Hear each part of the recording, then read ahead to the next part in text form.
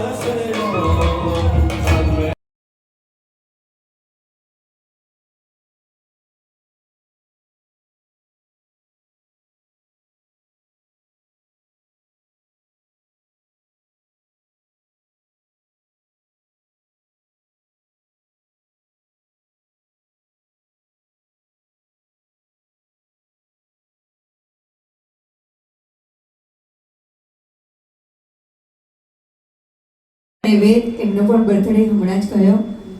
તરલાબેન અને કાંતિભાઈ જેઓ લગ્ન જીવનમાં બંધાયા અને એને 40 વર્ષ પૂર્ણ કર્યા, તો પરિવારમાં નક્કી થયું કે આપણે શું કરીએ કે સગા સંબંધી સ્નેહી મિત્રોને બોલાવીએ, સાદરમી ભક્તિનો પણ એક અનુષ્ઠાન થઈ જાય.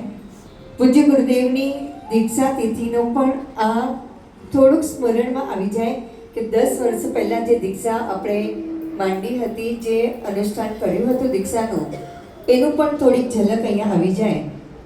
તો શું કરીએ, તો કંઈક એવું ધાર્મિક અનુષ્ઠાન કરીએ કે જેનાથી બધા જ આ ભક્તિની અંદર જોડાય અને બધાના આત્માનું કલ્યાણ થાય. કારણ કે સવી જીવ કરું શાસન રસી, એવી ભાવના જે પરિવારની હોય કે એક એક જીવ આ શાસનને પામે, ધર્મને પામે, પોતાનું આત્માનું કલ્યાણ કરી અને મોક્ષ માર્ગ તરફ આગળ વધે. તો એવું કંઈક અનુષ્ઠાન ગોઠવવામાં આવે. તો આ નમસ્કાર મંત્રનું અનુષ્ઠાન ગોઠવવામાં આવ્યું.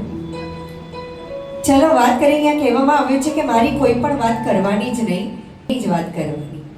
પણ મારી વાતથી પ્રભુની વાત થતી હોય તો મારી વાત શા માટે નહીં કરવાની? નિમિત્ત જો હું બનતી હોઉં તો મારે પ્રભુની વાત શા માટે નહીં કરવાની? કોઈક ને કોઈક નિમિત્ત જોઈએ છે, સંયોગ જોઈએ છે. તો ચાલો એ સંયોગ કેવી રીતે થાય છે?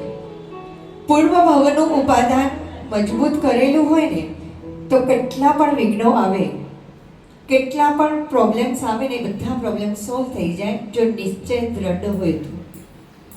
તો વાત કરીએ છેડા પરિવારની અંદર પુત્ર રત્નનો જન્મ થયો, એના પછી દીકરીનો જન્મ થયો.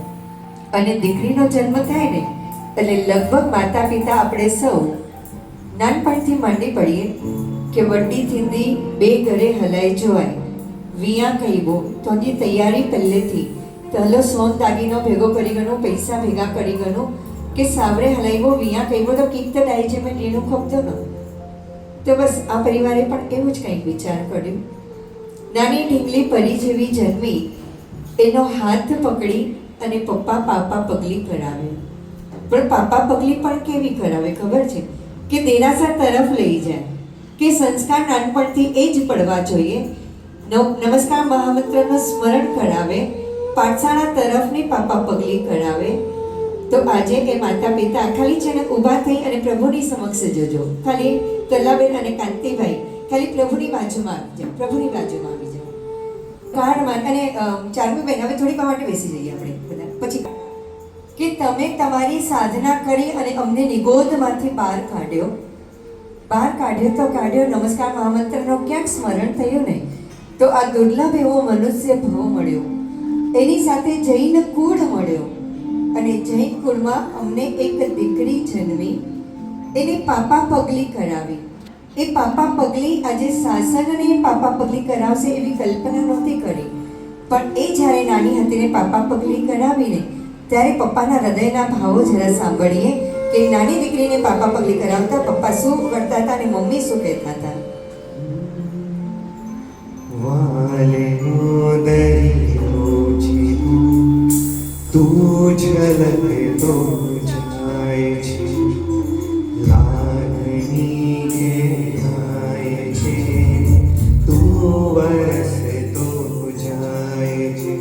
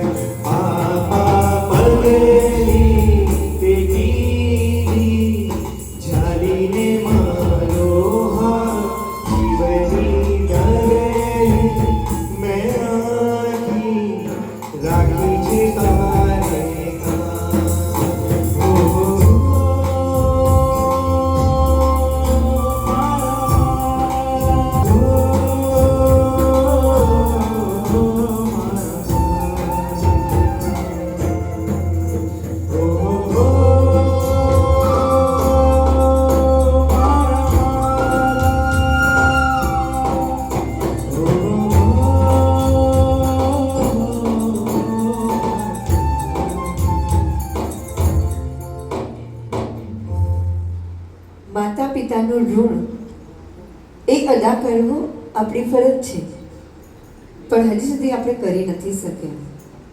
એ માતા પિતાની સાથે ઋણાનુબંધ હતા. કોઈક ભવના સંબંધો માટે એ ઘરની અંદર આપણો જન્મ થાય, એ માતા પિતાની કુક્ષે આપણે જન્મ થાય અને ઋણ અદા કરવાનું હોય છે. ઋણ અદા કર્યું હોય ને તો આ અસર્પિણીકાના પ્રથમ તીર્થંકરે જોવા જઈએ તો આદિનાથ ભગવાન પોતે પ્રથમ તીર્થંકર, પ્રથમ રાજા, પ્રથમ ગણધર્વી એમના શાસનમાં પ્રથમ દીક્ષા બી થઈ હોય તો આદિનાથ ભગવાનની, અને પ્રથમ મોક્ષે પણ કદાચ પોતે જવાના હતા. પણ માતાને એટલી સરસ ગિફ્ટ આપી કે માતા તું મારા મોહની અંદર મોહાંત બનીને જે તું રડી રહી છે ને આ મોહને તોડી દે. આ મોહ મારું પણ સાથે કામ નહીં આવે, ભલે પ્રશસ્ત રાગ છે પણ માં મોક્ષે જવા માટે છે ને આ પ્રશસ્ત રાગ પણ કામ નહીં આવે. માં તું જાગી જા, જાગી જા. અને માં જાગી ગઈ, પ્રભુના દર્શન કર્યા ને તો હાથીની અંબાડીએ બેઠા બેઠા જ ત્યાં જ કેવળ જ્ઞાન અને ત્યાં જ મોક્ષ મળ્યો. આ શા માટે થયું? તો એક પુત્ર એ પોતાની આત્મ સાધના માટે આગળ નીકળ્યો ને અને માતાને સરસ મજાની મોક્ષની ગિફ્ટ આપી એ આદિનાથ ભગવાન. બીજા નંબરની અંદર જોઈએ તો મહાવીર સ્વામી પોતે ગર્ભમાં અને માતાનું જરાક દુઃખ થયું ને પણ વેદન સહન ન કરી શક્યા કે જે માતાએ મને આ સંસાર દેખાડવાની છે, જે માતા મારા સંયોગના કારણે આ મારું ભવ નિવારવાની છે, એ માતાને મારા કારણે દુઃખ થાય, એવું ન થવું જોઈએ. તો બસ એક નિર્ણય કર્યો કે મારા માતા પિતા જીવતા હોય ને ત્યાં સુધી મારે સંયમ ન લેવું. પણ સંયમ ન લેવું એનો મતલબ એ નહીં કે મોહ અને રાગની અંદર હું આખો દિવસ ભમ્યા કરું, પણ મારા પિતા અને માતાને એવો વૈરાગ્ય ભાવ ઉત્પન્ન કરાવો કે એમનું પણ મોક્ષ નિશ્ચિત થઈ જાય. અને એવી જ ભાવના અમારા નેહલબેને પણ કરી કે મમ્મી પપ્પા તમે ભલે કદાચ મારા મોહની અંદર અંધકાર બન્યા છો, પણ આ મોહ છે ને કામ નહીં આવે મમ્મી પપ્પા.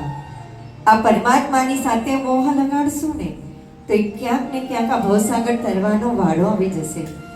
આ પરમાત્માની અંદર મોહ રંગાઈ જાય. મારા ભાઈ અને ભાભીને પણ વિનંતી કરીશ કે આગળ પધારજો. ચાર્મીબેન, પ્રિતેશભાઈ અને અમારા વીર અને વેદ તમે પણ આગળ આવી જજો. આ પ્રભુની સાથે પ્રીત કરવાની પૂજ્ય ગુરુદેવે કહ્યું છે. જે દીકરીને તમે શાસનને અર્પણ કર્યું છે ને એ દીકરીની વાત હવે માનવાનો સમય આવી ગયો છે. આ 10 વર્ષની ઉજવણી ખાલી એમને એમ નથી કરવાની. હંમેશા બર્થડે હોય ને તો માતા પિતા પોતાની દીકરી કે દીકરાને બેસ્ટ ગિફ્ટ આપતા હોય. આજે આ દીકરી છે ને આઈફોન નથી માંગતી, આ દીકરી છે ને બંગલો ગાડી કાંઈ જ નથી માંગતી. એ માંગે બી છે ને તો તમારા હિત તમારા કલ્યાણને કાજે માંગી રહી છે કે આજે તમે પરમાત્માની સમક્ષ ઊભા છો ને એ પરમાત્માની એવી પ્રીત કરજો, એવી પ્રીત કરજો કે પરમાત્માના રંગમાં એવા જોડાઈ જજો કે આ એક દિવસ આ વેશ જે મેં પહેર્યો છે ને એ વેશ તમે પણ પહેરો. ભલે ભાવ રૂપે પહેરજો, દ્રવ્ય રૂપે નહીં પણ ભાવ રૂપે પહેરી, કારણ કે આ જ સત્ય માર્ગ છે જે તમે મને બતાવ્યો. પણ તમે કદાચ રાહ ભટકી રહ્યા છો. પણ આજે આ 10મી તિથિએ આજે હું માંગુ છું કે પરમાત્મા મોહાયું મારું મન તારી અંદર, અને તમે છે ને એવી રીતે પ્રદક્ષિણા કરજો કે ગુરુદેવ જરાક આગળ આવી જાઓ, થોડું ખાલી આગળ આવો, તમને કાંઈ નથી કરવાનું. સાંભળો, તમને તમારા વેશને ખાલી પ્રદક્ષિણા છે, તમને નથી. તમારા દેહ સ્વરૂપને પ્રદક્ષિણા નથી, તમારા ભાવ ગુણને પ્રદક્ષિણા છે. થોડા ખાલી આગળ આવી જાઓ. તમે ખાલી એવી રીતે કરજો કે એમને પ્રદક્ષિણા કરી અને અહીંયાથી પાછા આવી જજો. હા, આગળ તમારા વેશને, તમારા ગુણને, તમારા ભાવને વંદન છે. આગળ આવી જજો ખાલી. હા, પાછળથી આવી જજો પ્રદક્ષિણા. પરમાત્મા પરમાત્મા પરમાત્મા તુજમાં મોહાય મન. પરમાત્મા પરમાત્મા પરમાત્મા તુજમાં મોહાય મન. तुझ स्मित परमनी प्रीत अनोखी जगावे, ललचावे तुझ गुण रस में माणवा. आत्म ने परमात्म नो रंग लगावे, ललचावे हर पल तुझ माने. तुझ प्रीत तुझे स्मित परमात्मा तुझे ओ माय परमात्मा परमात्मा परमात्मा तुझे ओ माय. नहीं अस्त व्यस्त हमें मस्त छू तुझ चरणों में आश्वस्त छू वालमा. परमात्मा तुझ मिल हर क्षण भूग्रस्त छू मन मोहे उदय बने हस्त छू वालमा. परमात्मा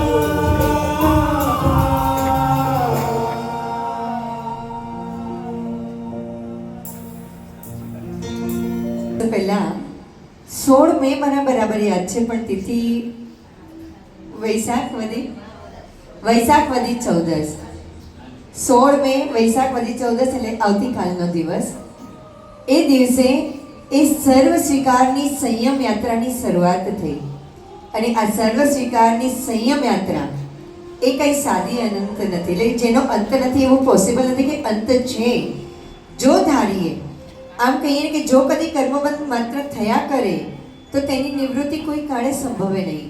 પણ કર્મબંધથી વિપરીત સ્વભાવવાળા એવા દર્શન, જ્ઞાન, ચારિત્ર, વૈરાગ્ય, સંયમ આદિ ગુણો જે પ્રત્યક્ષ છે, જે કરવાથી આ જન્મ, જરા અને મૃત્યુને નિવારી શકાય છે, એવી સર્વ સ્વીકારની સંયમ યાત્રા એ 16 મે વૈશાખ વધી 14નો એ શુભ દિન અને સરસ્વીકારની કેવી યાત્રા શરૂ થઈ તે સાંભળીએ. સર્વ સ્વીકારની સંયમ યાત્રા. એ દિવસે છેલ્લું વિદાય તિલક થયું. નેહલબેન ત્યારે નામ હતું. નામ બદલાય, વેશ બદલાય, કેસ બદલાય, બધું જ બદલાઈ જાય. પણ એ બદલાવમાં પણ છે ને અનંત સુખની યાત્રા હોય. એ જીવ જે જાણે તે જ પામે, કારણ કે જેને લગણી લાગી છે તેણે જ વાણી છે. મોઢેથી કહેવાય નહીં, શબ્દોમાં સમાવાય નહીં, એવી પ્રભુની વાણી અને એવો અનુભૂતિ જ્ઞાન એ પોતે કરીએ ને તો જ થઈ શકે. પણ તો પણ ઋણાનું બંધ જે હોય ને એ ઋણને અદા કરવા માટે એ કુળમાં જે જન્મ થયો છે એ માતા પિતાની અંતિમ વિદાય તિલક જ્યારે થયું ને ત્યારે આ દીકરી ઋણ અદા કરતા એણે શું કહ્યું પોતાના માતા પિતાને તે સાંભળજો.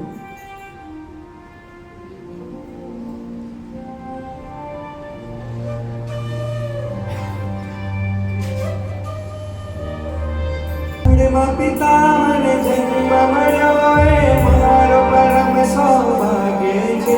તાર મોડે મારું છે થયું એ મારું સૌભાગ્ય છે.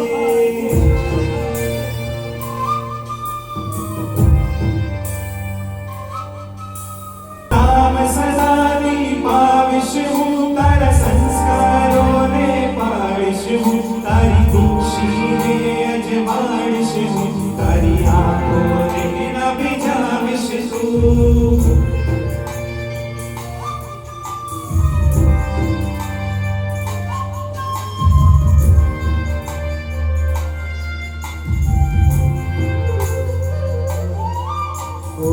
उपकारी माता पिता मुझे जन्म जीवन दाता, अंतरना મને આશીષ આપજો. પ્રભુ આનામય જીવન હું, ગુરુ આનામય સંયમ હું, અંતરના મને આશીષ આપજો.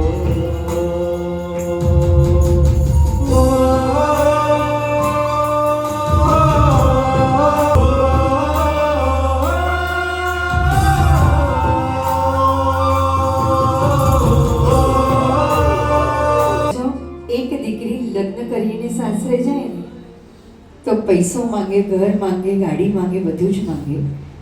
અને છેલ્લે પણ એ માંગે કે પપ્પાને મમ્મી મને છેલ્લે સુધી સાથ દેતા રહેજો.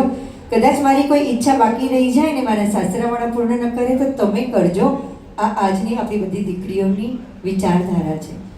પણ જ્યારે એ જ દીકરી સંયમ જીવનને સ્વીકારે ને ત્યારે શું માંગે કે મારું જીવન કેવું હોય તો પ્રભુ આજ્ઞામાં રહું, મારું સંયમ કેવું હોય તો ગુરુ આજ્ઞામાં રહો.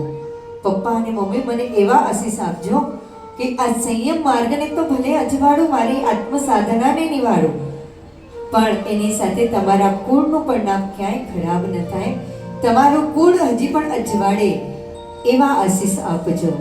અને જ્યારે આ સર્વ સ્વીકારની આ યાત્રા શરૂ થાય ત્યારે આખો સંઘ આ એમનો માતા હોય, આખો સંઘ એમનો પિતા હોય, છતાં પણ જેણે જન્મ આપ્યો છે એ માતા પિતાનું ઋણ કોઈ દિવસ પણ આપણે ભૂલી ન શકાય.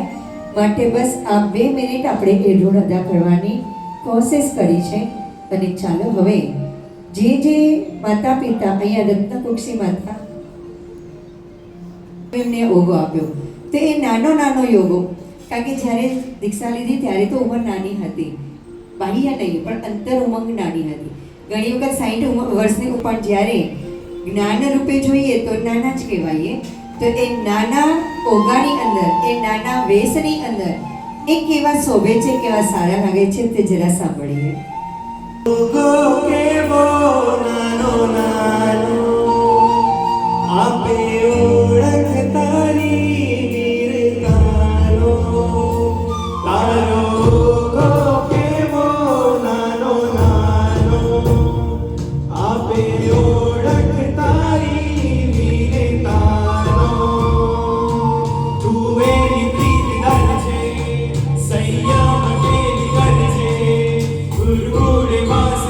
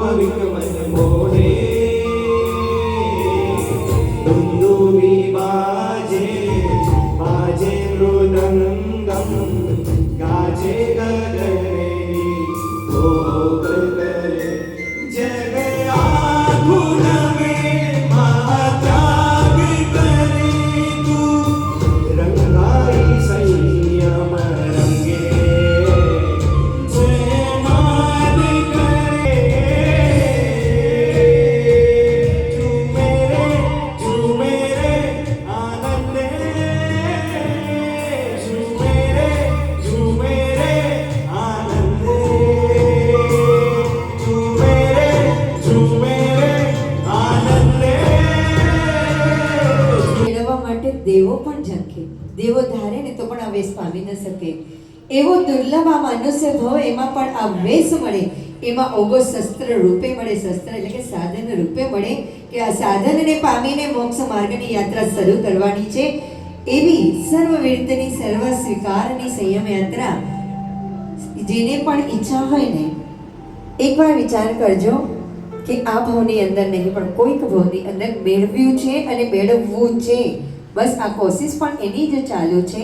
તો પોતાની જગ્યા ઉપર ઊભા થઈને એકવાર જાણે ઊંઘો હાથમાં લીધો છે અને એવી ભાવધારામાં, નાચશું નહીં તો ચાલશે, પણ ઊભા થઈને પ્રભુની સમક્ષ એકવાર વિનંતી જરૂર કરીએ કે પ્રભુ તારે જે વેશ છે ને, તે જે આપ્યો વેશ છે, તે જે બતાવ્યો માર્ગ છે, એ જ સાચો માર્ગ છે.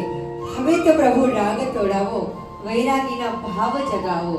હે ઉપકારી, મારા ઉપર કૃપા વરસાવ પ્રભુ, મારા ઉપર કૃપા વરસાવ. આ શ્રમણીના વેશમાં મારે વિચારવું છે, શ્રમણના વેશમાં મારે વિચારવું છે.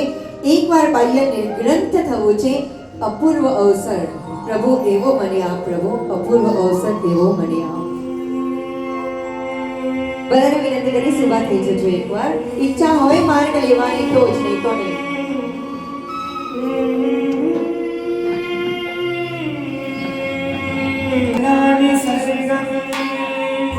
આખરે તો લીધો સંયમ, સ્વામીએ વિષય ઓ સંયમ ક્યારે મળશે, ઓ ક્યારે મળશે,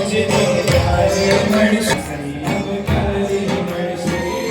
નક્કી કરીએ કે જ્યાં સુધી આ સંયમ વેશ આ ભાવ કે કોઈ પણ ભાવની અંદર નથી મળતો, ત્યાં સુધી આ ભાવની અંદર એક વાત નક્કી કરીએ કે ખાલી હૃદયમાંથી પ્રેમનો ઉભરો કરાવીએ. એટલે કે હૃદયની અંદર ફક્ત પ્રેમ વસાવીએ, કારણ કે આપણી પાસે જે હોય ને એ જ બીજાને આપી શકીએ. તો સૌ સંકેતના લક્ષણોની અંદર સૌથી પહેલા દયા, શાંતિ, ક્ષમા, સત્ય, ત્યાગ, વૈરાગ્ય એ બધા આવે. તો ચાલો દયા તો પાડીએ છીએ, ક્યાંક ને ક્યાંક ઝઘડા પાડીએ છીએ. થોડીક દયા છે કે ક્રૂરતા તો નથી, એટલું તો વાત નક્કી છે.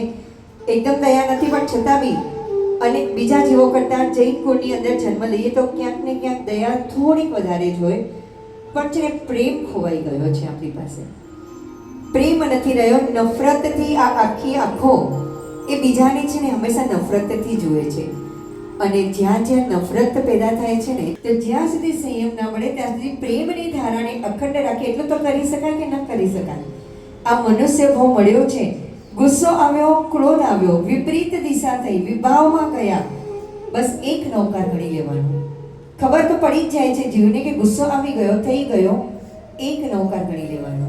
ક્યાંક કોઈના માટે ખોટું બોલાઈ ગયું, નિંદા થઈ ગઈ, એક નૌકાર ગણી લેવાનું. બસ પોતાની રીતે પોતાના આત્મ અનુસંધાનને વિચારજો, માણજો, જાણજો અને આજની આ પ્રભાવના અહીંયાથી લઈને જજો કે મારે જગતની અંદર પ્રેમ વહાવવું છે, પ્રેમમય બનવું છે. કારણ કે એક નાનકડી વાત કરી, સમય જઈ રહ્યો છે. બર્લિન ગામ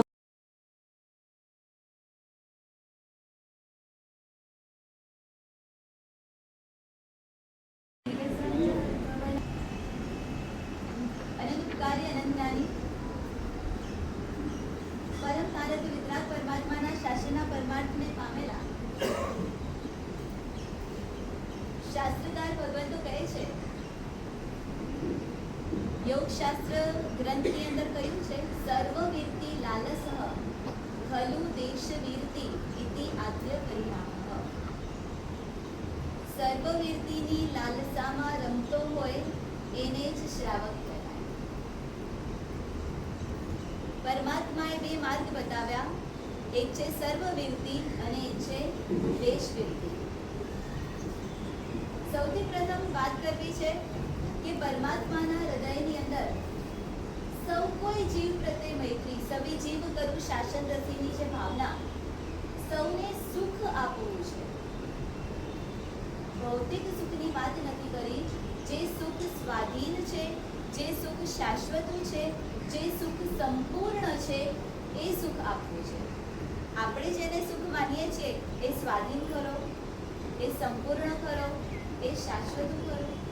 તો એવા સુખની વાત પ્રભુ નથી કરતા.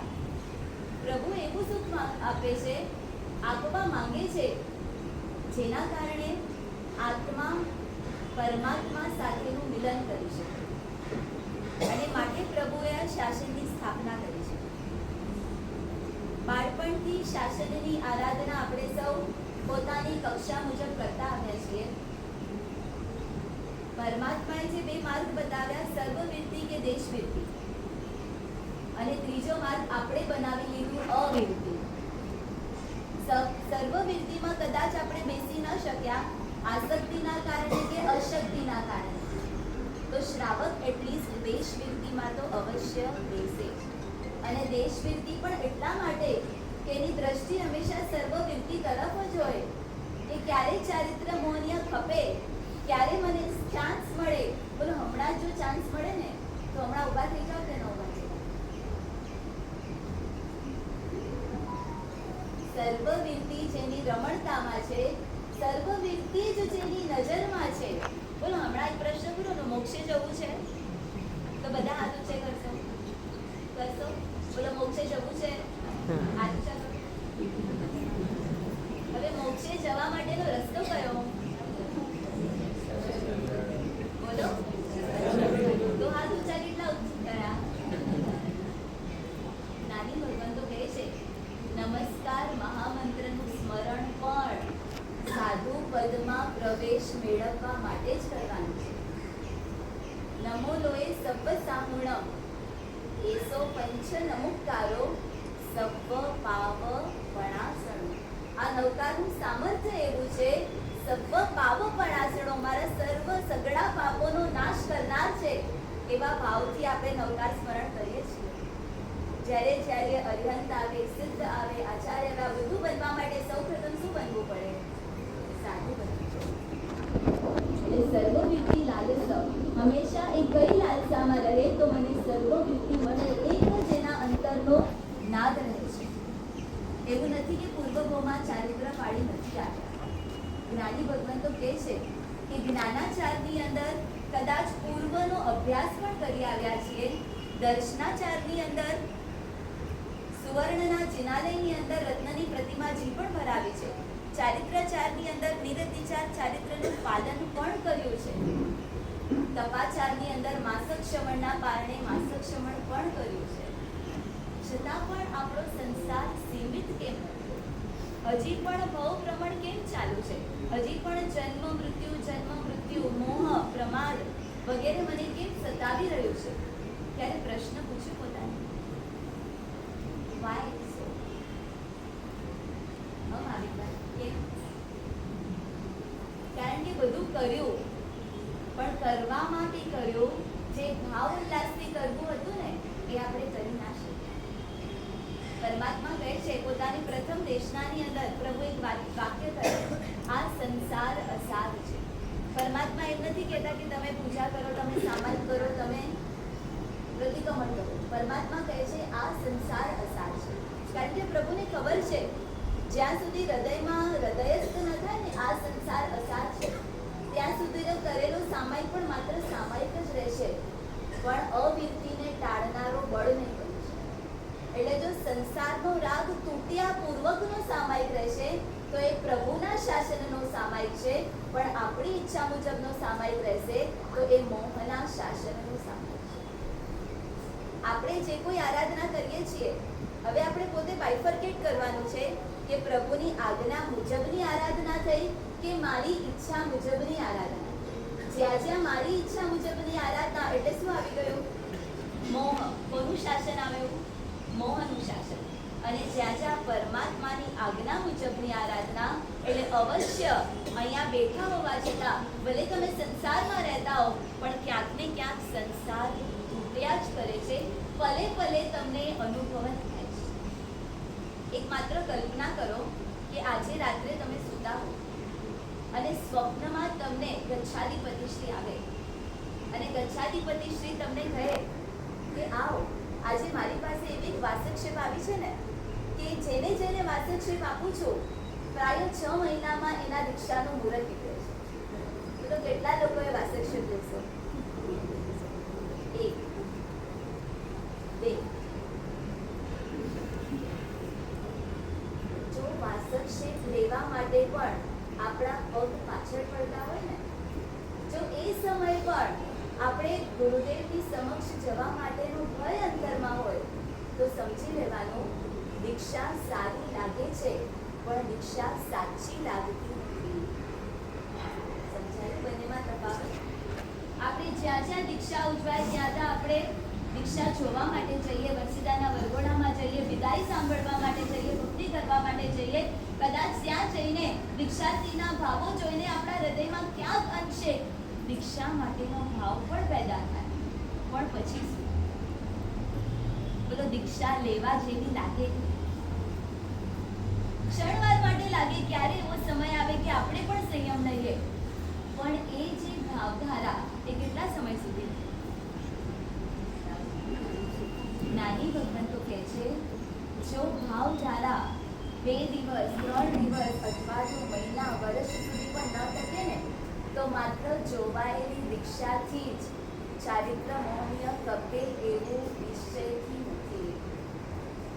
કદાચ ઘરે પણ બેઠા હો પણ તમારા હૃદયમાં એવું લાગે ને કે ખરેખર ક્યારે એવો દિવસ આવશે કે હું પણ સંયમના માર્ગે નીકળો, ક્યારે એ દિવસ આવશે કે હું પણ મારા પરિવારજનોને રાગ દ્વેષના ચુંગાલમાંથી બહાર કાઢી દઉં. આ બધું જો લક્ષ્યમાં હોય તો સમજી લેવાનું કે દીક્ષા સારી લાગે છે અને દીક્ષા સાચી પણ લાગે છે. નાની ભગવંતો આપણને કહે છે, જ્યારે જ્યારે પણ દીક્ષાના મહોત્સવની અંદર જાઓ, તમે દીક્ષાર્થીને વધામણા કરો, બરાબર? દીક્ષાર્થી તમને નમન કરે અને તમે એમને વધામણા કરો. વધામણા કરતા તમારી ભાવધારા શું હોય? બોલો જીગ્નેશભાઈ, બોલો શું હોય? સતત હૃદયમાં આજે હું એને વધાવું છું, સર્વ સંસારનો ત્યાગ કરે છે, તો ક્યારે એક પરમનો પવિત્ર દિવસ આવે કે હું પણ મારા જીવનનો સદુપયોગ કરી શકું. મને મનુષ્ય ગુણ જે મળ્યો છે ને, એક નાનકડું દ્રષ્ટાંત આપીને વિરમું છું. એક મોટો પહાડ છે, પહાડની ઉપર એક કિલ્લો છે અને એ કિલ્લાના માત્ર એક જ બાજુમાં દરવાજો છે. હવે એક અંધ વ્યક્તિ પહાડ ચડી ગયા છે, કિલ્લા સુધી પહોંચી ગયા છે, પણ એ જે દિશામાં છે ને દરવાજો એની ઊંધી દિશામાં છે. હવે એને દરવાજાને મેળવવું છે એટલે એણે ચાલ સ્ટાર્ટ કરી છે. એ ભ્રમણ ચાલુ કરે છે. દિવાલ દેખાય નહીં માટે શું કરે? હાથથી દિવાલનો સ્પર્શ કરતા જાય અને કેમે કરીને કદાચ દરવાજો મને મળી જાય એવી ઈચ્છા ભીતરમાં છે. ભ્રમણ શરૂ થયું છે. શરૂ થતા થતા બન્યું એવું કે પગમાં ખંજવાળ આવે છે.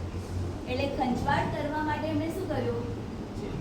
હાથ નીચે લીધું અને જોગાનું જોગ દરવાજો તે જ સમયે પસાર થઈ ગયો. પોતે આગળ ચાલી રહ્યા છે, અંતરમાં વિચાર પણ આવે છે કે હજી સુધી દરવાજો કેમ ન આવ્યો, હજી સુધી દરવાજો ન આવ્યો, એમ વિચાર કરતા કરતા ફરી ભ્રમણ ચાલુ કર્યું. બીજી વાર પાછી દિવાલની સ્પર્શના કરતા કરતા હવે હાથ દુખે છે. બોલો, દુખે કે ના દુખે? હવે હાથ દુખે એટલે એમને લાગે કે જરાક એક આમ કરી દઉં તો ફરી પાછું હાથની અંદર જોમ આવી જાય. એટલે જરાક હાથ નીચે લીધું એટલી વારમાં શું થઈ ગયું? ફરી પાછું દરવાજો પસાર થઈ ગયો. ફરી પાછું અંતરમાં ઉદ્વેગ છે કે આટલું ચાલી રહ્યું છું, આટલું ભ્રમણ કરી રહ્યું છું, હજી પણ દરવાજો ના મળ્યો. ફરી પાછું એક ભ્રમણ શરૂ થતા થતા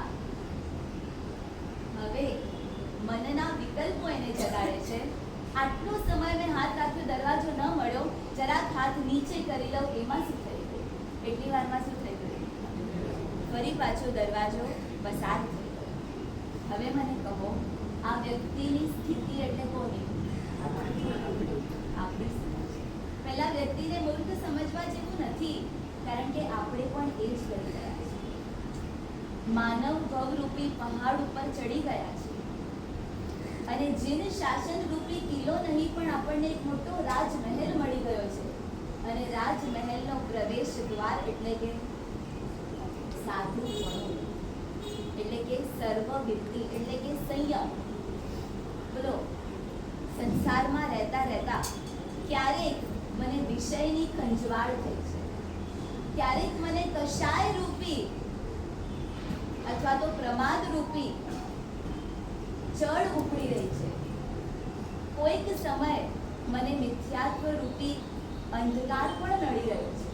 હવે એવા સમયની અંદર જ્યારે પણ ચાન્સ મળે ત્યારે જો હાથ નીચે મૂકી દો તો પછી મહેલની અંદર પ્રવેશ થઈ શકે નહીં. તો જ્ઞાની ભગવાન તો આપણને જણાવે છે, પહેલાની ભાવના હતી કિલ્લાના અંદર પ્રવેશ કરવાની, તેમ આપણી પણ ભાવના છે કે જીન શાસન રૂપી મહેલની અંદર મારે પ્રવેશ કરવું છે. તાત્વિક સંયમપણું આવે કે ન આવે, એટલીસ્ટ તાત્વિક શ્રાવકપણું તો મને આવે. જીવનની અંદર પ્રભુએ જે ચતુર્વિધ સંઘ કયો છે એને તાત્વિક અર્થે હું સમજું અને એની અંદર મારો સમાવેશ થઈ શકે એવા શુભ ભાવથી આપણે અહીંયાથી જવાનું છે. નહીં તો શું થશે ખબર છે? સંયમ જીવનની અનુમોદના થશે. એનો મતલબ શિવાજી ઘોડાવર બસલે અને શિવાજી ઘોડાવरून ઉતરલે, એટલામાં જ વાર્તા પૂરી થઈ જશે. વચ્ચે શું થશે? તબડક. યાદ રાખજો, સ્ટોરી અહીંયા જ પૂરી થઈ જશે, પણ વચ્ચેનું તબડક આપણે યાદ રાખવાનું. આજે આપ સૌ કોઈ એક સંયમ જીવનની અનુમોદનાથી અહીંયા આવ્યા છો. અનુમોદના કોની રહી જશે? યોગ રૂચિતાની નહીં, પણ એ સંયમ જીવનની અનુમોદના કે મારે પણ જેને પામવું છે અંતરમાં, ભલે વ્યવહારમાં નહીં પણ વિચારમાં પણ મને વેશ શ્રવણનો મળજો રે, એ ભાવના સતત તૂટ્યા જ કરે એવી ભાવના અહીંયાથી લઈને જવાનું. ત એટલે તપાવશું. આપણે સૌ આપણા આત્માને એટલું બધું તપાવશું કે જેના કારણે જેટલા પણ મોહનીયના પડલો છે એ પડલો દૂર થતા જાય અને જલ્દીમાં જલ્દી સર્વવ્યાપી બળ. બળ એટલે કે બળ, એવું બળ એકઠું કરીને જઈએ કે જ્યારે પણ મોહરાજા મારી સામે સંગ્રામ કરવા માટે આવે, મારી સામે યુદ્ધ કરવા માટે આવે, તો હું કોની સામે યુદ્ધ કરું? બોલો, બેસી જશો? હારી જશો? હમણાં તો બધાના મોઢા જોઈને એવું લાગે છે બધા શાતામાં છો. મોહ સામે યુદ્ધ કરવા માટેનું બળ આજે અહીંયાથી આપણે એકઠું કરી જશું કે સંસારની અંદર જો મને મોહ સતાવે તો મને મોહને પરાસ્ત કરીને મને ધર્મ સત્તાને આગળ કરવું છે. એટલે કે ડરશું, પાપથી ડરશું. શેનાથી ડરશું? પાપથી ડરશું, આ સંસારથી ડરશું. તો જ ક્યાંક ને ક્યાંક આપણે પ્રભુપણાને પામી શકું. અને છેલ્લે છે ક એટલે કર્તવ્ય અદા કરશો. સંસારના કર્તવ્યો અદા કરવા માટે કોઈને કહેવું જ ના પડે, એ બધું સમજાઈ જાય. પણ હવે શાસન પ્રત્યેના, સંઘ પ્રત્યેના કર્તવ્ય આપણે અદા કરશું. પહેલા સોલ્જર્સ જે રીતે દેશ માટે લડી રહ્યા છે ને, બોલો ફના થઈ રહ્યા છે, પોતાનું જીવત્વનું બલિદાન આપી રહ્યા છે, આપણે શાસન માટે ફના થવાનું છે. આપણે સંઘ માટે, આપણા જીન શાસન માટે આપણે કાંઈક કરી છૂટવાનું છે. એ બધા કર્તવ્યો પામવા માટે, કર્તવ્યોને અદા કરવા માટે અહીંયાથી આપણે તૈયાર થઈને જઈએ. અને નાનકડું એક ઋણ આજે મારે પણ અદા કરવું છે. સંયમ જીવન ઉદયમાં આવ્યું છે એટલું જ નહીં, એની પાછળ ઘણા લોકોનો હાથ રહ્યો છે. બધાને માંડુકમાં રહેતા અથવા તો પરિવારજન સ્વજન બધાને ખબર જ છે કે પરિસ્થિતિ કેવી હતી.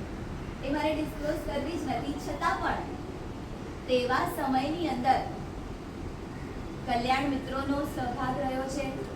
ઘણા એવા પિતા તુલ્ય સ્વજનોનો પણ સહયોગ રહ્યો છે. ઘણા ગુરુદેવોનો પણ ખૂબ જ એક મુખ્ય રોલ ભજવ્યું છે, જેમણે ત્યારે આજે આ દિવસ આવ્યો. મને યાદ આવે અનંત સિદ્ધિ જ્યારે જૂની હતી અને એના ગેટની બહાર મને કીર્તિભાઈ પ્રશ્ન કર્યો, બોલો તો નેહલ રજા મળે ભાઈ? અને હું એમની સામે રડું, હજી સુધી રજા નથી મળે. થોડો કઈ ગોહાણે બા તો કે તું ડર ન, આ ગચ્છાધિપતિ કે ગાલ કહ્યા તો. અને ખરેખર ગચ્છાધિપતિ શ્રી 5 માળા ચડીને સંસારી મમ્મીને સમજાવવા માટે આવ્યા હતા. એમનો પરમ ઉપકાર, પોતાના આટલા વ્યસ્ત ક્ષેત્રની અંદર, પોતાના વ્યસ્ત જીવનની અંદર આવું એક કાર્ય કરવું અને કોઈક એક મુમુક્ષુ માટે પણ 5 માળા ચડીને નાદુરસ્ત અવસ્થાની અંદર પણ એમના મમ્મીને સમજાવવા માટે જવું, એમનો ઉપકાર. ગુરુદેવથી સંયોગ ન થાય. ઘણીવાર એવું પણ બને કે આ લોકોએ ફોન લઈ લીધું હોય અને ક્યાંય પણ કોન્ટેક્ટ ન થાય, તો અલગ અલગ ફ્રેન્ડ્સ કલ્યાણ મિત્ર રૂપે આપણને મળે, કે જે કેમે કરીને આપણને એમનો સંયોગ કરાવી દે, જેના કારણે અંતઃકરણ ઢીલું ન પડે, એ મનની મક્કમતા, મનની ધીરતા રહે. અને એમાં પણ હજી ઘણું બધું બોલવું છે, પણ સમય ઓછું છે. ઉપકાર છે માતા પિતાનો. ખરેખર કહું તો મારો ત્યાગ કરતાં પણ અપેક્ષાએ એમનો ત્યાગ બહુ મોટો છે. કારણ કે મને તો જે મેળવવું હતું એ મેળવવા માટે મેં ત્યાગ કર્યો છે, જ્યારે એમને જે મેળવવું, જે આપવું ન હતું, પણ મારી ઈચ્છા માટે એમણે ત્યાગ કર્યો છે. And go on, it's okay. એમની માટે એમણે જે ત્યાગ કર્યો છે. મને તો એક માને છોડીને ગુરુમાં મળવાના હતા, એક માને છોડીને અષ્ટપ્રવચન માતા મળવાની હતી, જ્યારે એમને તો પોતાના દીકરાને, પોતાનું દીકરીને પોતાનું ન માનતા સર્વ સંગને પોતાના દીકરીને એમણે અર્પણ કર્યું. એટલે એમ જોવા જઈએ તો મેં જે ત્યાગ કર્યો, અપેક્ષાએ, અભયદાનની અપેક્ષાએ એ ત્યાગ મોટો છે, પણ પોતાની ઈચ્છાના ત્યાગ રૂપે આજે માતા પિતાનું જે બલિદાન છે એ ખૂબ અગ્રેસર છે. એટલે એમના ઋણી હું હંમેશા એમની ઋણી રહીશ. અને ખરેખર જે રીતે ગવાયું કે એમના કુળમાં મને જન્મ મળ્યો, એમને જે મને સંસ્કારો આપ્યા, બાળપણથી જે ગુરુદેવોનો સત્સંગ આપણને મળ્યો છે, એ પણ આપણે ખૂબ જ સહયોગ રહ્યો છે. એમના માટે પણ એમ કહેવાય છે કે મારી પરમ ઈચ્છા છે કે એ લોકો પણ જલ્દીમાં જલ્દી આ રાગ દ્વેષની ચુંગાલમાંથી બહાર નીકળી જાય, આ મોહના સંગ્રામમાંથી પર થઈને શાશ્વત આરાધના, જેમ પહેલા વ્યક્તિને કિલ્લામાં જવું હતું, તેમ આપણે સૌએ પણ આપણા આત્મઘરની અંદર પ્રવેશ કરવું છે. જે મારું સ્વઘર છે, જે મારું નિજ ઘર છે, એની અંદર મારે પ્રવેશ કરવાનું છે. એની માટે આપણે સૌ કોઈ મહેનત કરવી છે. અને સંસાર છોડવા જેવું છે, સંયમ લેવા જેવું છે, અને મોક્ષ જવા જેવું છે. એવો આપણે સંકલ્પ કરીને આજના દિવસથી લઈને આવતી દીક્ષા તિથિ ન આવે ત્યાં સુધી ઘણા લોકો, મારી એવી ઈચ્છા છે, મારા 10 વર્ષ પૂર્ણ થયા છે, 10 એવા લોકો મને મળે કે જે ચોવિયાર કરી શકે, જે ન કરતા હોય એવા 10 જણ જે ચોવિયાર કરે તો એમનું સૂક્ષ્મનું ગુણ હજી પણ મને મળે, અને હજી પણ અમે સૌ પોતાની આરાધનામાં આગળ વધીએ. જે એ પણ ન કરી શકતા હોય તો રાત્રે સૂતા પહેલા માત્ર 5 મિનિટ એક ભાવ યાત્રાની અંદર આગળ વધે. આવતીકાલે મારી દીક્ષા છે. શું સંકલ્પ કરવાનું છે? આવતીકાલે મારી દીક્ષા છે. માત્ર એટલું સંકલ્પ કરજો.